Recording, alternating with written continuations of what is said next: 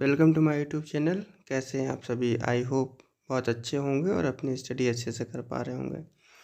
बहुत दिनों से बहुत सारे लोगों के मन में ये प्रश्न था कि सर हमारे वाइवा स्टार्ट हो गए हैं और वाइवा में हम क्वेश्चंस का सामना कैसे करें, क्या क्या क्वेश्चंस पूछे जा सकते हैं, इसको आप एक वीडियो के थ्रू बता दीजिए। तो ये वीडियो इसी वाइवा से, जो वाइवा में क्वेश्चंस पूछे जाने हैं क्लास 12th के अकाउंटेंसी में, उसके ऊपर ये वीडियो रहने वाला है। तो चलिए बात करते हैं, लेट्स डिस्कस।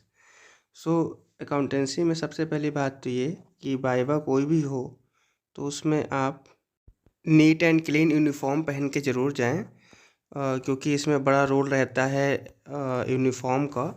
जैसे मैंने यहाँ पे देखिए पहला डिस्क्राइब कर रखा है, लिख भी रखा है कि यूनिफॉर्म आपका प्रॉपर स्कूल ड्रेस यूनिफॉर्म जो होता है उसके उसमें पहन के आप जो है उसको प्रॉपर वे में साफ़ करके नीट एंड क्लीन वे में उसको ही पहन के जाएं यूनिफॉर्म को, क्योंकि यूनिफॉर्म पहनने से काफ़ी फ़र्क पड़ता है एग्ज़ामिनर के ऊपर।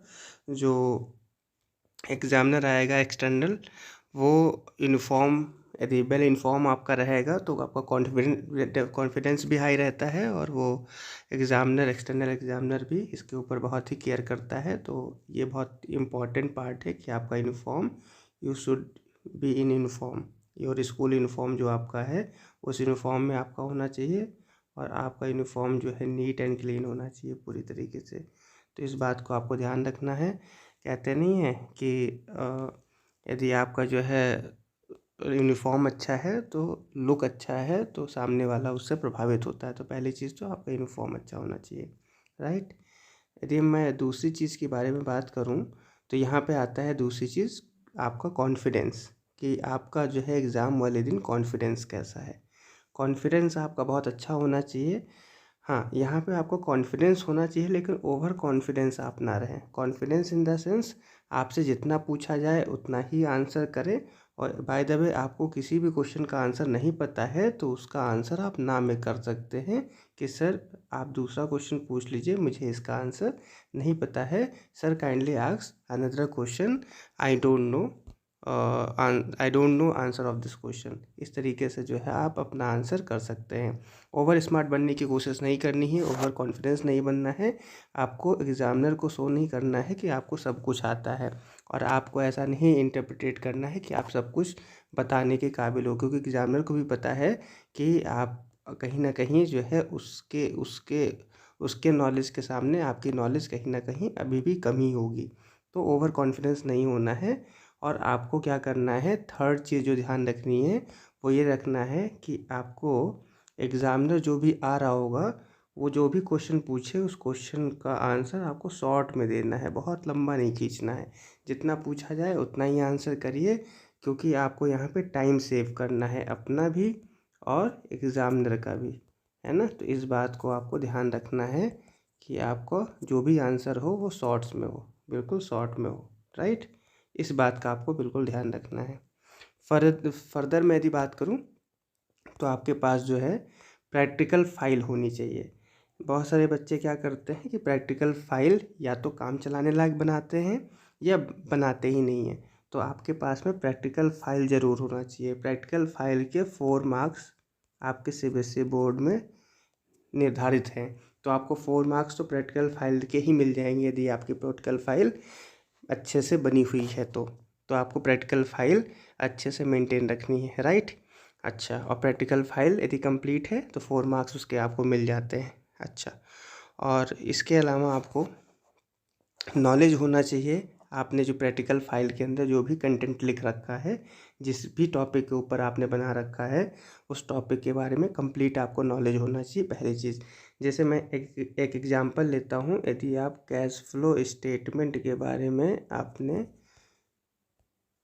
अकाउंटेंसी के ऊपर प्रोजेक्ट बना रखा है तो आपको इसके बारे में कंप्लीट नॉलेज होनी चाहिए कि सीएफएस में कितनी तरह की एक्टिविटी होती है, लाइक ऑपरेटिंग है, इन्वेस्टिंग है, फाइनेंसिंग है, और इसका फॉर्मेट क्या होता है, और इसमें जो है बेसिकली फॉर्मेट के अंदर क्वेश्चंस को कैसे सॉल्व करते हैं, प्रपोज डिविडेंड क्या होता है, इंटरिम डिविडेंड क्या होता है, how to calculate the net profit before tax, NPBT कैसे कैलकुलेट करते हैं, adjustment for non cash non operating items कैसे आता है ना, decrease in current assets and decrease in current liability कहाँ जाते हैं, ऐड होता है, लेस होता है, इन सब के बारे में आपको पता होना चाहिए। इनफ्लोज क्या है, आउटफ्लोज क्या है, इन सब के बारे में आपको पता होना चाहिए। इट मीन्स आपको जो थर्ड बुक है पूरी पूरी वो आपको पता होना चाहिए। थर्ड बुक कौन सी बुक आपको पता होनी चाहिए, थर्ड बुक, यदि आपने कैश फ्लो के ऊपर बना रखा है तो। अब थर्ड बुक के अंदर आपके पास 2-3 चैप्टर है।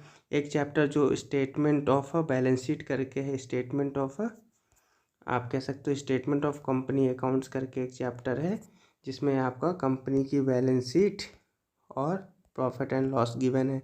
आपको इसके बारे में कंप्लीट नॉलेज होना चाहिए। यदि मैं बात करूँ दूसरे चैप्टर की, तो दूसरा चैप्टर आपका अकाउंटिंग रेशियो है, उसके बारे में पता होना चाहिए। और तीसरा चैप्टर थर्ड बुक के अंदर वो इस ईयर के सिलेबस में जो आ रहा है वो ये है कि आपका कैश फ्लो स्टेटमेंट है। तो थर्ड बुक तो आपको कंप्लीट पता होना चाहिए, राइट। तो आपको इस पे पूरा अच्छे से तैयार करके जाना है। और यदि आपको फर्स्ट और सेकंड बुक से भी कोई एक ऐसा टॉपिक तैयार करके रखिए जिससे यदि मान लीजिए कि आपकी थर्ड बुक से कोई क्वेश्चन फंसता है तो आप बता सको कि सर सेकंड बुक का shares is my strong zone या partnership is my strong zone, you can ask the question from that part. तो ये आप जो है एक्स्ट्रा तैयार करके चल सकते हैं, राइट। अच्छा, ये तो रही बात वाइवा में जो क्वेश्चंस आपसे पूछे जाएंगे वाइवा का, राइट। अब देखिए हमने आपसे डिस्कस किया तो वाइवा सीबीएसई बोर्ड के नॉर्म्स के अकॉर्डिंग वाइवा 4 मार्क्स का होता है, जिसका आपको आंसर करना होता है। जिस पे हमने बात करी कि आपको ये चीज़ें ध्यान रखनी है, आपका यूनिफॉर्म अच्छा होना चाहिए, आपको कॉन्फिडेंस रहना है आपको, और कॉन्फिडेंस में आंसर करना है। प्रैक्टिकल फाइल आपकी कंप्लीट होनी चाहिए और प्रैक्टिकल फाइल के अंदर जो भी कंटेंट आपने लिख रखा है उसके बारे में कंप्लीट नॉलेज होना चाहिए, राइट। इतनी बात हो गई आपको वाइवा से रिलेटेड, जिसमें आपको अच्छे मार्क्स मिल जाएंगे, 4 मार्क्स फुल ऑन फुल मिल सकते हैं। उसके बाद आपके जो हमने बताया कि प्रैक्टिकल फाइल वो उसमें 4 मार्क्स का होता है प्रैक्टिकल फाइल्स।